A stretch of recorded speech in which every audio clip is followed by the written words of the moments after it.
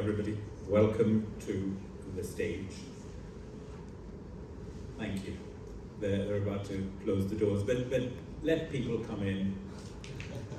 Let's not keep anyone out. Hi everyone, my name is Adil Bandeli. I am the host for what's called the stage. I know we're competing with 6 different rooms today, so thank you for choosing us for this 10 a.m. session this morning. You probably don't need to know much about me other than the fact that I've been in financial services, banking, insurance, fintech for the last 20 years. My profile's on the app and on the website, and they've asked me to request you to please download it. It's called Money Next, and it's great for networking as well as snooping up on speaker bios. Speaking of speakers, our first event today is a Fireside Chat, and it's all about transforming product development with DevOps, accelerating speed, enhancing security, and ensuring compliance. We have Gregory from GitLab. Want to give us a wave? Thanks. Krasimir from Paysafe, and Liana from Paysafe. And I will leave you in their capable hands. If you have any questions, the preferred option is Slido, again through the app. But I'm not going to be too prescriptive. Happy for you to raise your hand at the end of this 20-minute discussion, and happy for you to ask the questions in the old-fashioned way as well. But we do have Slido via the app. Thank you. All the best. Brilliant. Well, thank you for the introduction. So, with that out of the way, just very quickly by ourselves. My name is Gregory again, and I'm from GitLab. I'm a customer success manager. I work with enterprise clients, and I help them with their DevSecOps journey. And today we've got Krasimir and Juliana on the team. Hey, so quick introduction from my side. Currently, I'm an enterprise architect at Paysafe, based in Sofia, Bulgaria. Throughout my career, I have also served as solution delivery lead and agile coach, integrating my technical expertise and leadership skills. I'm particularly interested in the DevSecOps culture and the essential tools that it requires to drive efficiency, scalability, and agility. Hello, my name is Juliana. It's really cool being here today. So I'm also an enterprise solution architect. I began my professional journey back then in time as a GraphTalk developer, and then steadily advanced, taking on diverse roles like business process analyst, Scrum Master, and delivery manager. My primary focus lies in the automation of various SDLC and security controls and gates, and the streamlining of repetitive tasks to boost efficiency, productivity, and dev health quality. But apart from all these DevSecOps and compliance stuff, I'm really keen on dancing, and I'm an aerial yoga instructor. Brilliant. Thank you. Thank you for sharing it. So I think I want to start with the first question is, what does your current product development look like right now? Yeah. Share at a high level with us. So just a high-level description. Our product development is based on the DevSecOps model with a strong focus on security to ensure the delivery of high-quality and secure products. It is centered around the automation and integration of our development, security, and operation teams. It involves the close collaboration between various stakeholders, such as product managers and security professionals, to ensure and understand the goals, functionality, and security requirements of the product. The development process follows the agile methodology, where the product is developed incrementally in iterations. Our developers work in cross-functional teams to ensure that code quality and security are integrated throughout the entire development cycle. It's important to mention that automated security testing is an integral part of the process. In the CI/CD pipelines, we have various security checks such as code quality analysis, software composition analysis, SAST, DAST, This is all done in order to ensure that potential security vulnerabilities and faults are identified early in the process. Okay. We also promote a culture of continuous deployment and delivery. And once the products are delivered to production environments, we employ continuous monitoring tools to track the performance, availability, and security of the system in real time. We utilize GitLab for end-to-end visibility of this entire development cycle. With GitLab, we can code, commit, test, deploy, monitor in a single application. Brilliant. Is there anything in particular that you've used with GitLab that was super successful that you share with us? Yeah, sure. So prior to moving to GitLab, we faced challenges such as lack of end-to-end visibility in development, limited standardization across teams, and high overhead in managing the tool chain.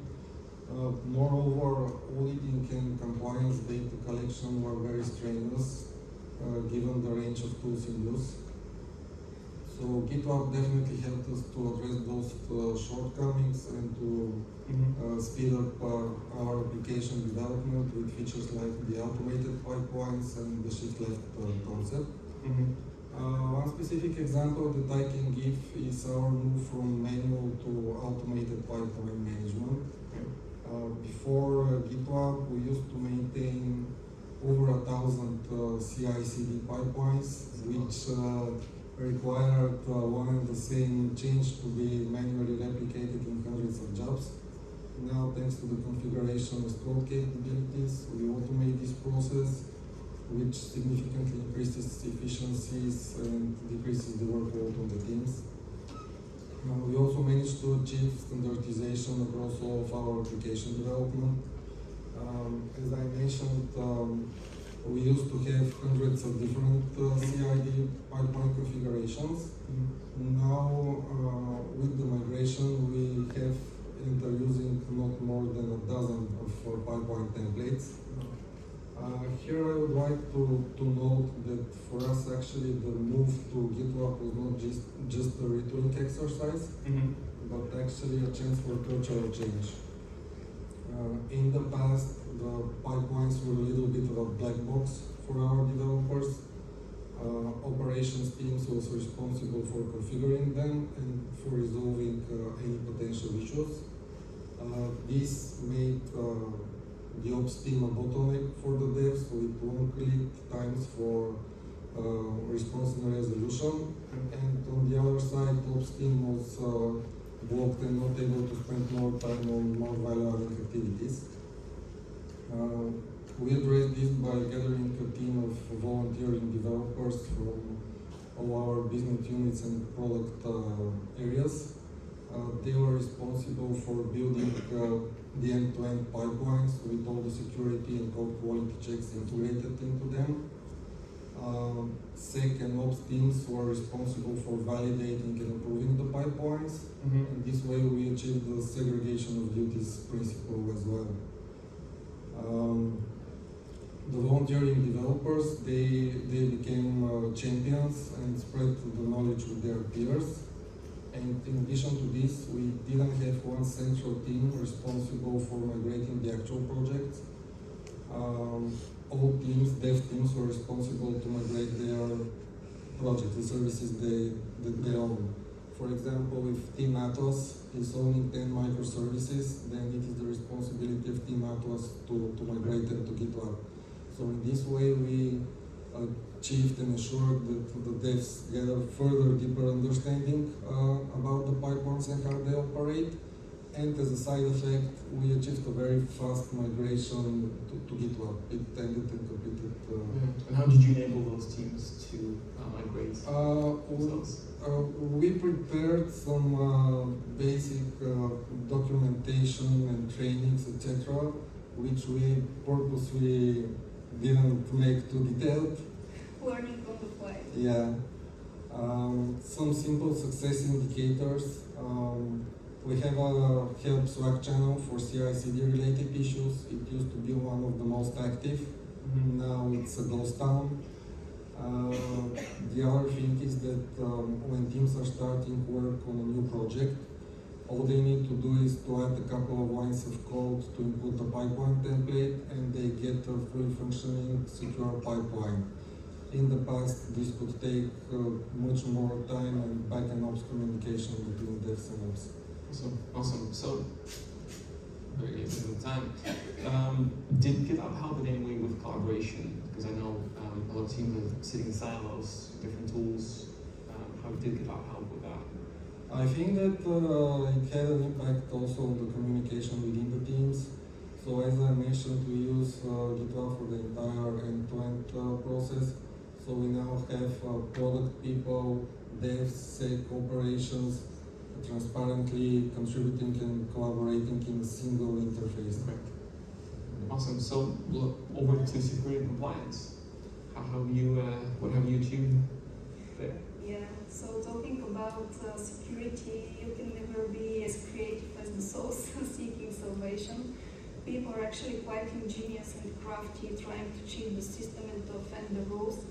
But even with the best intentions, people are prone to errors and oversight. So manual oversight alone is often inadequate to handle the scale and complexity of modern software development processes.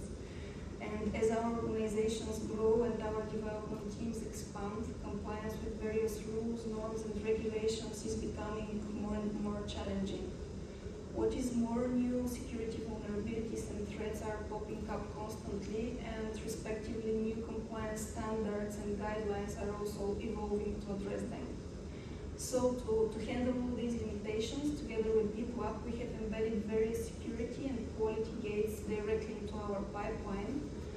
And these security gates actually are serving as a safety net, something like an additional layer of protection and monitoring, or if you wish, our digital guardians that are preventing insecure, unauthorized, low-quality code to be deployed to production, because this code might expose our systems at risk, of course. On the other side, if we fail to comply with all these preliminary established gates and controls, this might have potential long-term bad consequences for our organizations, being financial loss, regulatory penalties, privacy concerns, reputational damage, and last but not least, piles of technical debt and depraved culture. Another important aspect is that we managed to reduce the burden out of the DevOps guys by transferring the CI pipeline ownership directly to the dev teams. So the quality gates prevented highly busy teams like DevOps from becoming a bottleneck for the deployments, and they also reduced the chance of process being offended, and also they drastically speed up product delivery and frequency of release. Another thing that worth mentioning is having these security scanners built inside our pipelines is drastically shifting compliance left from the very first code commit, and it also helps us reduce the chance of high severity issues escaping into production that might be really exploited. And what else? Yeah, showing our auditors and InfoSec guys that we have transparent and automated processes, we actually demonstrate our commitment towards quality, health, and compliance. And last but not least, very important thing, a huge headway on our side was the establishment of the continuous deployment process.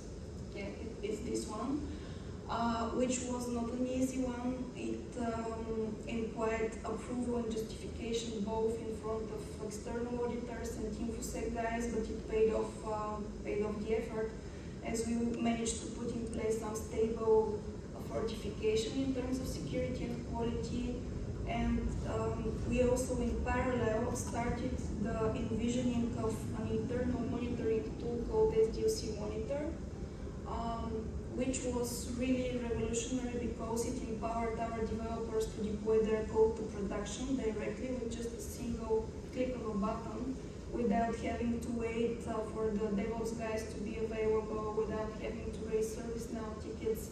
And yeah, they just deploy their code automatically to production. So this tool is quite interesting. It provides something like a snapshot of the current as-is quality health of our applications. It is constantly monitoring the adherence towards our preliminary established security and quality gates. And another nice thing inside is the notion of the so-called SDLC score. It is shown over there. So it's an average calculation based on the whole bundle of security and quality criteria that is being measured for a particular service, and only if a service gains 100% SDLC score, it is deemed compliant and eligible for the continuous deployment process. What does that imply? It means that if that service decreases its score, for example, due to a new vulnerability being captured, the GitLab pipeline will automatically prohibit and disable the continuous deployment option for that service, ensuring, of course, that only authorized and high-quality code is being deployed to production automatically. So to wrap the whole thing up, we think that continuous deployment, the embedded quality controls, and these internal tools were really revolutionary for us. And they were also a mindset changer for our developers because apart from the boosted security and compliance, our engineers witnessed the evolution of their products from being low quality to becoming now high quality ones, from being manually deployed to production to now being automatically deployed to production. That's really impressive. We have a couple of questions. Yeah, sure. So you can come later on at the GitLab booth. We can demonstrate that too because it also shows some visually appealing trends, stats, etc. So yeah, I'm going to take some questions. We're going to wrap up, so I Sure. have 2 more questions to ask Chris and Miriam, and then after that, I think we're going to have a bit left. So I suppose the last question is, so you're doing quite a lot already. So what's next for you? What are you excited about DevSecOps practices? Yeah, I'll take that one. So we believe that future holds great potential for innovation in terms of further enhancing our DevSecOps practices. Paysafe is considering the adoption of the GitLab Ultimate tier, which provides wide range of security capabilities like static code analysis, dynamic code analysis, fuzz testing, secret detection, infrastructure as code, compliance pipelines, etc., etc. So this whole bundle will help us further benefit from the shifted left security. We will have a single transparent interface for our developers. We will have boosted dev experience and embedded security trainings as well. Brilliant. And I suppose no chat would be complete without talking about generative AI. What does Paysafe stands on AI-assisted features? Yeah, it's quite a viral topic indeed. So we are also excited by the potential benefits that AI can bring into DevSecOps. It can, of course, help us automate some of our mundane tasks. It can help our developers with code suggestions, with code reviewers' suggestions as well. As far as I know, they are based on some merge request metadata. But to be honest, we have a weak link being our test coverage, the test coverage of our monolith systems. So we are super excited by the possibility that AI-powered DevSecOps platform might help us leverage our code coverage. Brilliant. Yeah, there's a lot of features like that would help. I think we have a couple minutes left for Q&A now. I think so. We're gonna. Thank you for the questions on Slido. Happy for you to raise your hands and ask those questions if you prefer, if you're still in the room. I asked one. Hi. Yeah. Hi. Interesting chat. Thank you. My question was around. If you could give some examples about how you're shifting security to the left and embedding it in the CI/CD pipeline. What tooling, what techniques have you used? Anything you can kind of bring to life, please? Yeah, so if you imagine the GitLab pipeline, we are embedding a security job with our scans inside, and there's one job called SDLC checks, and we have all these preliminary established gates being, we should have 2 code reviewers, for example, we should have PCI scope being set into, for our particular services, there are verification for our security scanners, etc., etc. So when the pipeline runs, these jobs are being checked, and if they fail, we just prohibit the continuous deployment process for the service. So going further step forward, if we adopt the GitLab Ultimate tier, this will help us even shift the security more to the left, because these checks will take place at the very first code commit, which will significantly reduce the security risk and the price of remediating those prospect issues. So basically at the moment we are failing the pipeline, whereas we are looking to have all the issues present and transparent on code commit and launch request, so that it doesn't have to break the pipeline yet. And did that take long to set up, to kind of embed that, or was that something that was applied afterwards? It was a journey. It was a journey. Imagine that, As I mentioned, prior, without using the configuration as code capabilities, for example, introducing software composition step and drop into the pipeline, we needed to make this change in 1,000 pipelines. Now we make the change only in the template, and this change is automatically propagated to all the services and projects that are using this template. And so I can tell you, because I was involved in a similar project before GitLab, it took like 2 years just to integrate SAST and SCA into the pipelines, which is a little bit of And maybe something from the kitchen. With our past experience, people were going to talk with some guys who can disable their scanners, while now having this monitoring tool, we can really monitor that we are compliant, and it really boosted our auditability. Yeah, with the pipelines you cannot disable the checks. Thank you. Yeah. Did you have a quick question? Yeah, I had a question in a similar vein, because working in banks or large organizations, CISO tends to have their own tooling, and that is what drives the silos. People stay within their domain, and security is often seen as an impediment to change rather than a facilitator. So do you think the collaboration and success was simply because you were using a single platform that then brought everybody together? And do you think if you hadn't, migrated to GitLab and you were using Bitbucket or GitHub and having to implement, SonarQube or all the other vulnerability scanning in policies, that you would have been able to achieve that so quickly or to such a high quality?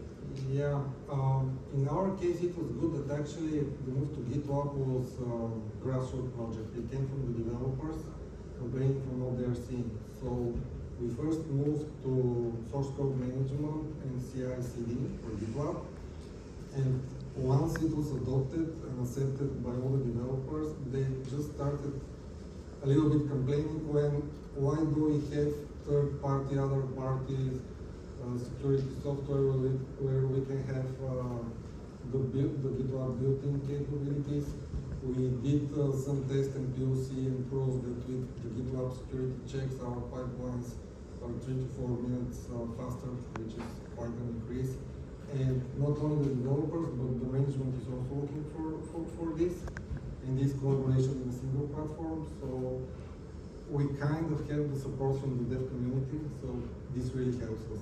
But we still have platforms that are outside Yeah. GitLab, and this is a challenge for us as well.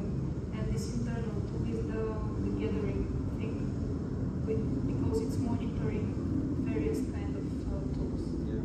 So Thank you. I'll have to stop you there. And both GitLab and Paysafe have booths across. We don't have but GitLab.